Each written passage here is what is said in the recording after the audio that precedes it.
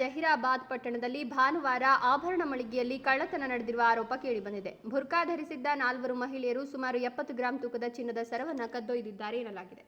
ವರದಿಗಳ ಪ್ರಕಾರ ಬುರ್ಕಾ ಧರಿಸಿದ್ದ 4 ಮಹಿಳೆಯರು ಹಾಗೂ ಟೋಪಿ ಧರಿಸಿದ್ದ ಓರ್ವ ವ್ಯಕ್ತಿ ಗ್ರಾಹಕರ ಸೋಗಿನಲ್ಲಿ ಜೈ ಭವಾನಿ ಜ್ಯುವೆಲರ್ಸ್ ಅಂಗಡಿಗೆ ಪ್ರವೇಶಿಸಿದ್ದಾರೆ. ಮೂಗುಬಟ್ಟನ್ನು ತೋರಿಸುವಂತೆ ಅಂಗಡಿ ಸಿಬ್ಬಂದಿಗೆ ಕೇಳಿದ್ದಾರೆ. ಸಿಬ್ಬಂದಿ ಅವರಿಗೆ ಮೂಗುಬಟ್ಟುಗಳನ್ನು ತೋರಿಸುತ್ತಿದ್ದ ವೇಳೆ ಮಹಿಳೆಯರು ಸಿಬ್ಬಂದಿಯ ಗಮನವನ್ನು ಬೇರೆಡೆಗೆ ಸೆಳೆದು ಚಿನ್ನದ ಸರವನ್ನು ಕದ್ದು ಅಂಗಡಿಯಿಂದ ಹೊರಟಿದ್ದಾರೆ ಎನ್ನಲಾಗಿದೆ.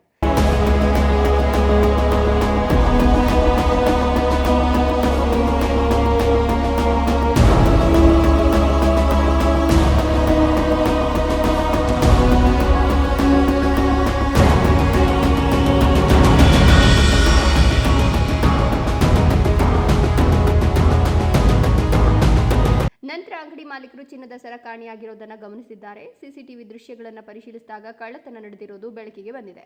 ಈ ಕುರಿತು ಮಾಲೀಕರು ಪೊಲೀಸರಿಗೆ ದೂರು ನೀಡಿದ್ದಾರೆ. ಪ್ರಕರಣ ದಾಖಲಿಸಿಕೊಂಡಿರುವ ಪೊಲೀಸರು ಸಿಸಿಟಿವಿ ದೃಶ್ಯಗಳನ್ನು ಪರಿಶೀಲಿಸಿ ಆರೋಪಿಗಳನ್ನು ಪತ್ತೆ ಹಚ್ಚಲು ತನಿಖೆ ಮುಂದುವರೆಸಿದ್ದಾರೆ.